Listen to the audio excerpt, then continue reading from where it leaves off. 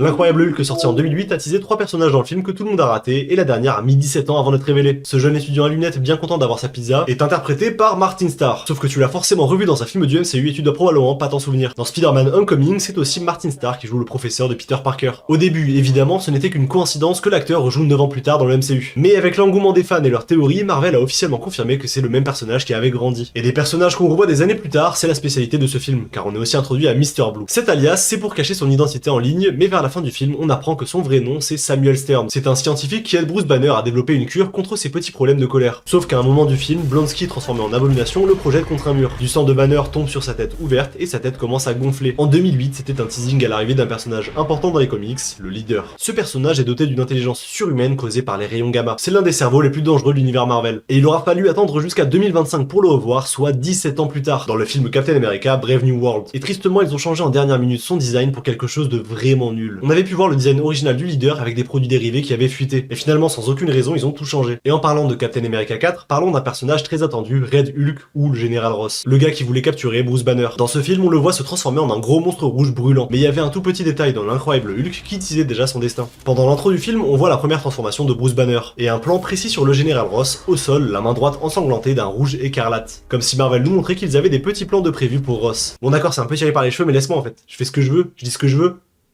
Arrêtez de me faire chier en fait. Putain. J'ai fait une vidéo complète sur l'incroyable Hulk pour le compte à rebours Doomsday, alors va la voir si tu veux la suite et abonne-toi.